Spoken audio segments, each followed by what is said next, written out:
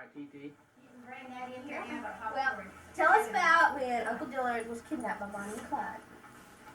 Well, it was in the spring of 1933, and we were living in Ruston, Louisiana. At that time, I was visiting my mother, who lived in DeQuincy, Louisiana. And I had a telephone call, and it said, "Now, Titi, don't get excited." But during the noon hour, Willard, my husband, was out with some woman, and he was knocked in the head and thrown in the back seat of the car, and they kidnapped Miss Stone. Well, that was all the news I had till I started home. And then after I started home to see what all this was about, I found that Dillard had gone to lunch and was in a hurry. So he ran to the house, drove to the house in a brand new car and just left the keys in it, which in those days they did. And as he went out to get in the car to come back to the shop, someone was driving off in it, and he hollered, "Wait, I'm in a hurry, I've got to get back to work." Well, the car sped off, and he ran across the corner of the yard. He did jump on the running board, but could not hold on. So Miss Stone, who boarded at the same place, was sitting on the porch and said, or he said, they've never decided who said what. Let's catch him. So they jumped in her car and started after. Well, they got as far as Dubois. Well, at Dubois, they had set up what do I call it now? To block the road. Roadblock. Roadblock, but it was right on the top of the hill. So when they got there, and Bonnie and Clyde were not in our car, it was who they called the boy.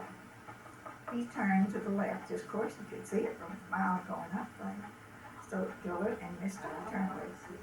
Well, they could see that the car was out running, so they just turned around and started back home.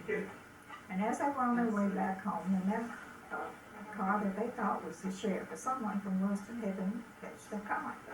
And as they held out their hand, the ones driving the car, Dillard got out of the car that he was driving and walked over to them. He realized immediately that he was in a trap, because in the back seat of the car he could see that the ammunition they had would have blown up a little stick.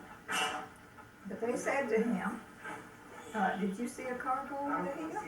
He said, "No, I didn't." He says, "You're lying, you did." And he says, "Well, it's my car."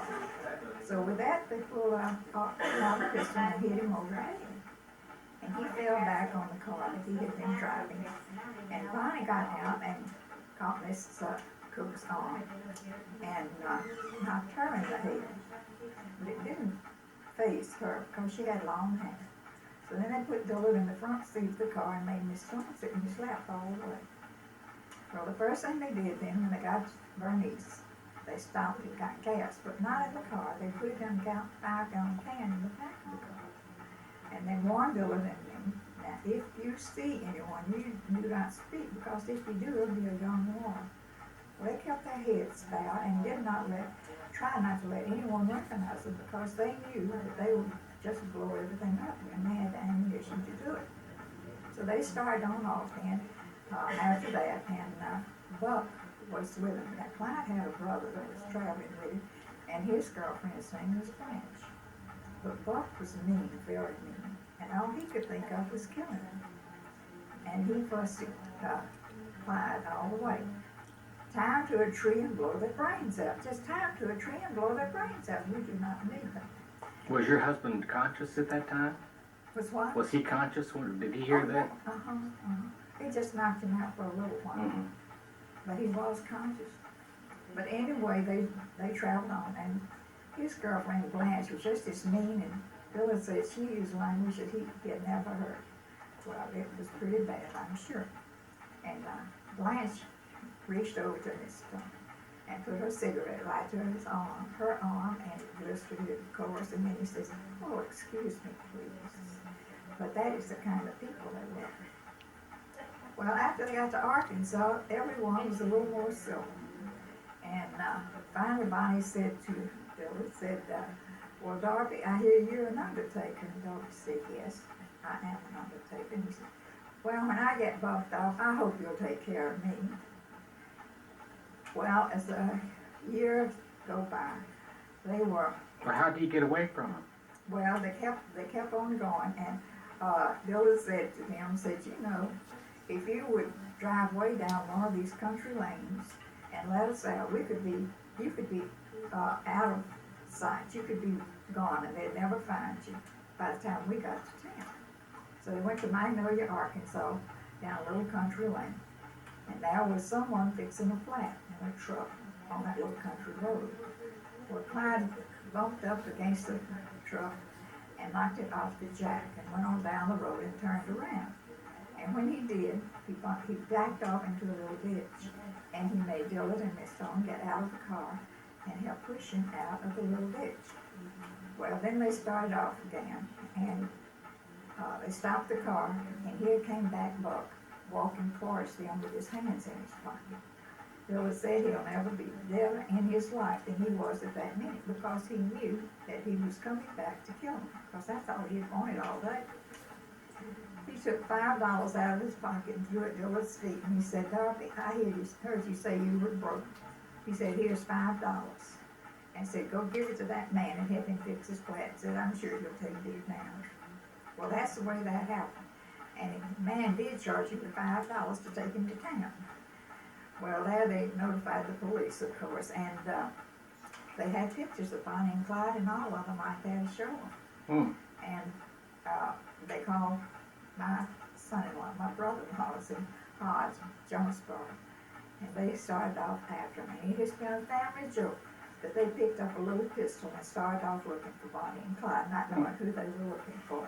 But with all that ammunition and those men looking for them with a little pistol, it just really sounds ironic. But your husband turned out to be the one that took care of them after they were murdered, after they were killed? And after that, how did that happen?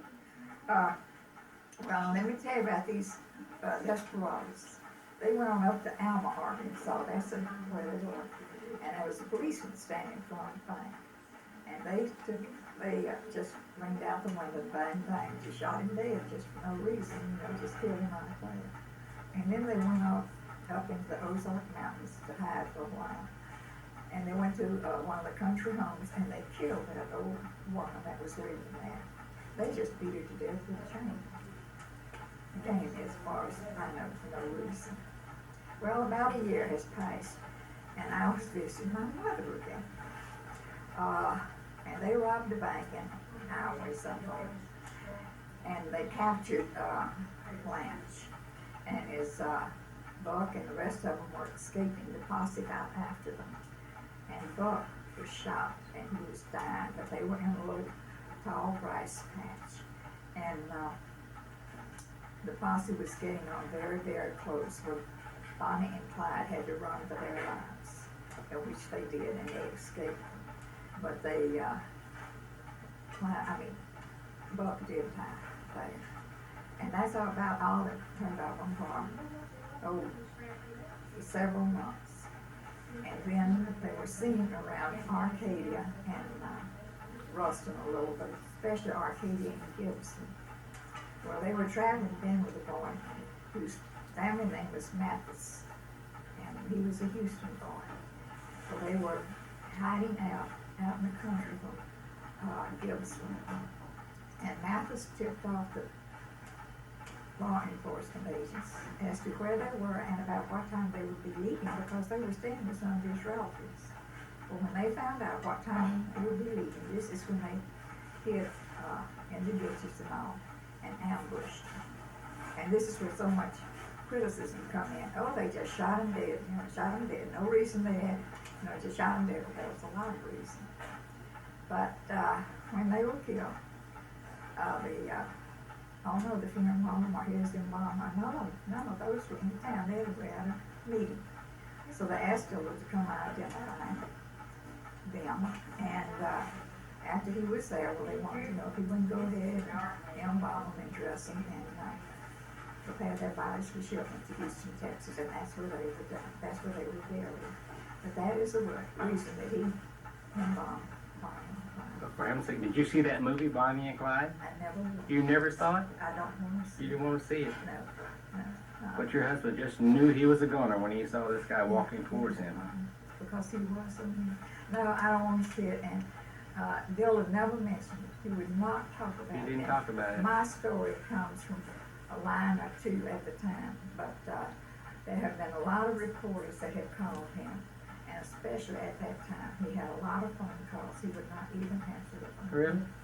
Well, for He heaven's said, I asked him one day, and I said, Dillard, people are interested. It isn't all curiosity. I said, this is something big that has happened, and I said, they're really interested. They're interested in you. And he said, think of the worst thing that can possibly happen to you, then would you talk about it? And I hushed, because there was no reason to keep on, and it was not his choice to talk about it. I didn't think it would be necessary.